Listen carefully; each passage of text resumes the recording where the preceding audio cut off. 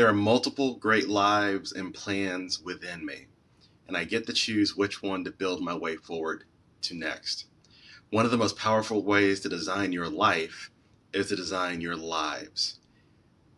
That was a great quote that comes from the book Designing Your Life. If you imagine the Stanford D School applied to lifestyle design and building a blueprint for your life, and they're really adamant about in this book, you're not building a blueprint for your life. This isn't the 40-year choice. You're building a blueprint for the next 2, 3 to 5 years.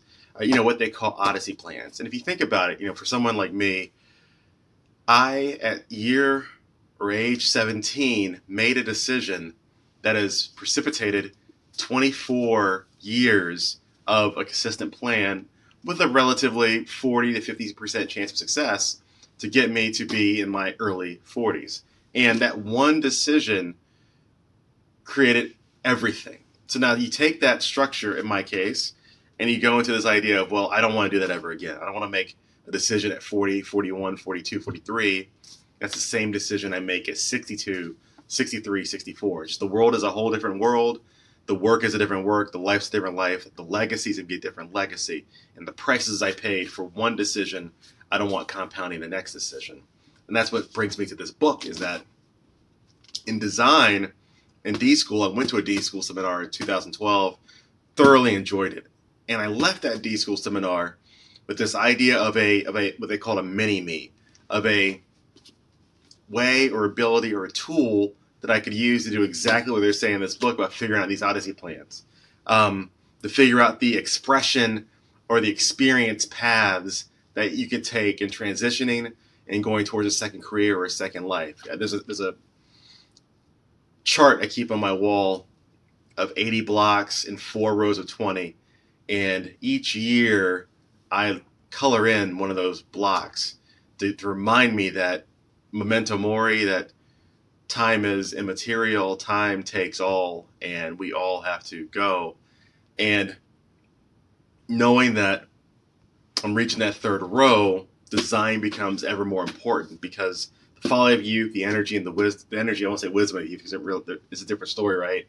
But the folly of youth, the energy you have at youth, has to give way to wisdom and judgment and discernment as you get older. And it's not about, we hear a lot of today about discipline and rigidity and using certain tools because everyone should use those tools, and those tools work for certain people. Well, those tools don't work for everyone, honestly. Discipline does not work for everyone. In some people, freedom is what works, love is what works, compassion is what works, empathy is what works. So those tools come back from this idea of how do you want to live? What tools do you want to use to live? And this book is a great book because it's an empathetic book. It's a open-ended book, because life is an open-ended journey.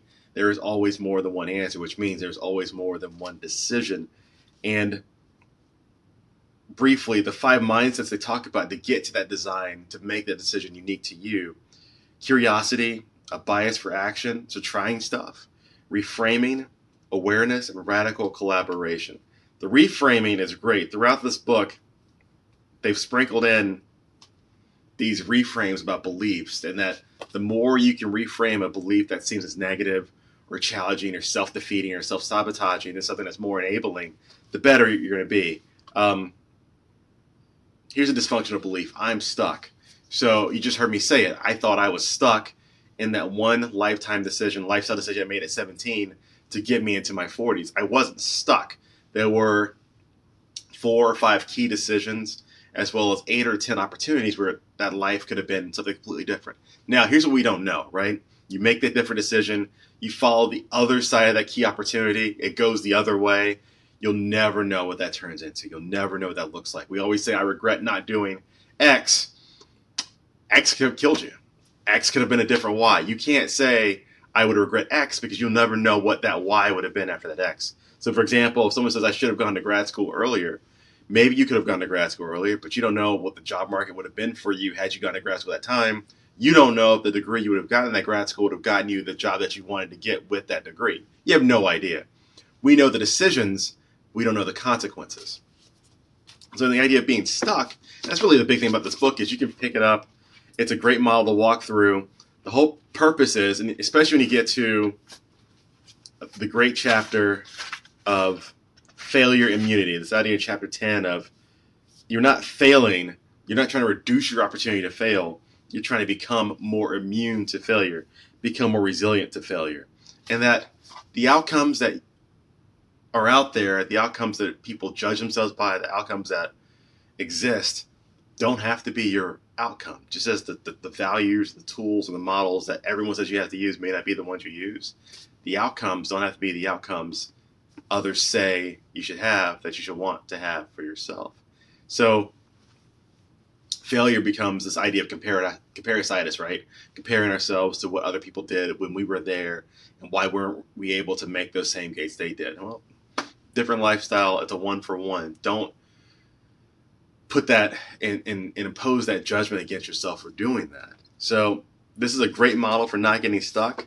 I love the idea of getting out of your head, putting things on paper, mind maps, Odyssey plans, using those Odyssey plans to find prototypes, live the mini-me approach, and then from that mini-me approach, find the people who are doing that and ultimately build that new community, that new life, that new plan that you move on to as you continue to age and grow in wisdom and judgment.